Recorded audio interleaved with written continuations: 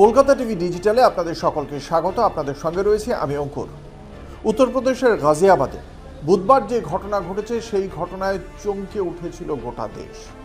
3 বোন একসঙ্গে মধ্যরাতে তারা ঝাঁপ দিয়ে আত্মহত্যা করে, 9 তলার ওপর থেকে ঝাঁপ দিয়ে আত্মহত্যা করে তারা। গাজিয়াবাদে নিজেদের যে ফ্ল্যাট ছিল সেই ফ্ল্যাট থেকেই আত্মহত্যা করে তারা, এবং তার সঙ্গে সঙ্গে একটি সুইসাইড নোট লিখে রেখে যায় তারা। এই 3 বোন লেখে যে সমস্ত কথা তাদের ডায়েরিতে লেখা রয়েছে তার সমস্ত সত্য তাদের বাবাকে জানায় তারা, এবং একই সঙ্গে লেখে তারা যে এই চরম সিদ্ধান্ত নেওয়ার জন্য তারা দুঃখিত। আই এম সরি রিয়েলি পাপা, এরম লেখা ছিল।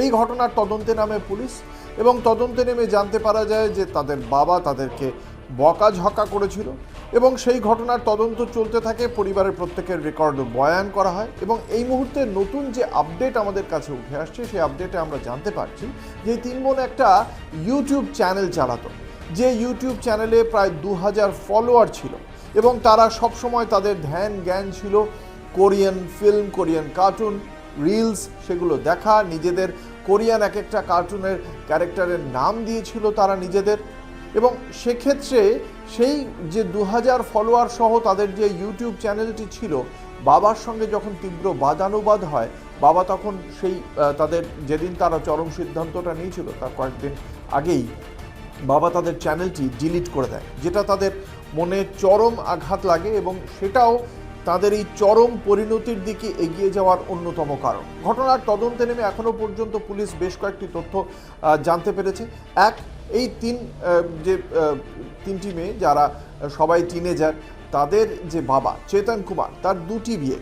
প্রথম পক্ষের কোনো সন্তান না হওয়ায় প্রথম পক্ষের স্ত্রীর বোনকেই চেতন কুমার বিবাহ করেন, এবং তারপর তার 3টি সন্তান হয়। অন্যদিকে আবার প্রথম পক্ষেরও একটি সন্তান রয়েছে তার, এবং এই দুপক্ষের মধ্যে কোনো গণ্ডগোল ছিল কিনা সেটাও খতিয়ে দেখা হচ্ছে গোয়েন্দাদের পক্ষ থেকে। একই সঙ্গে সাম্প্রতিক অতীতে প্রায় 2 কোটি টাকা স্টক মার্কেটে খোয়া গিয়েছিল এই চেতন কুমারের, যা নিয়ে বাড়িতে নিত্যদিন অশান্তি লেগে থাকতো, এবং একটি সূত্র মারফত জানতে পারা যাচ্ছে যে একটি মোবাইল ফোন বিক্রি করে তাদের ইলেকট্রিক বিল দিতে হয়, এমনটাই কঠিন অর্থকষ্টে পড়েছিল চেতন কুমারের পরিবার।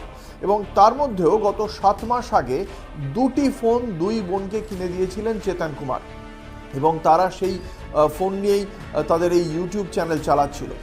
তবে এখনও পর্যন্ত পুলিশের হাতে কিন্তু একটি ফোন এসেছে, যে ফোন ইতিমধ্যেই ফরেন্সিক তদন্ত করা হচ্ছে, যে ওই ফোন থেকে নতুন কোনো তথ্য উঠে আসে কিনা যা এই আত্মহত্যার সঙ্গে সঙ্গতিপূর্ণ বা এই মামলায় সাহায্য হতে পারে, সেই একটি ফোন খতিয়ে দেখা হচ্ছে।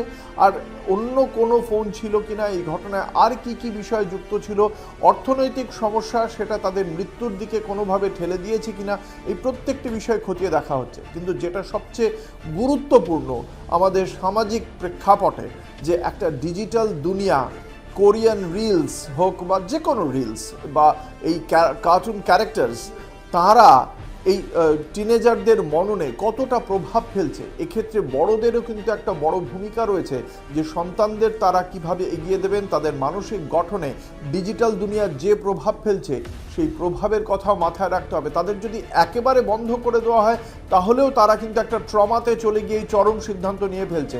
আবার যদি ক্রমাগত তারা তার মধ্যেই আবদ্ধ থাকে, ওই ডিজিটাল দুনিয়ায় আবদ্ধ থাকলে সেটাও কিন্তু তাদের জন্য যে খুব ভালো হচ্ছে না, সেটাও কিন্তু একটা দেখার বিষয়।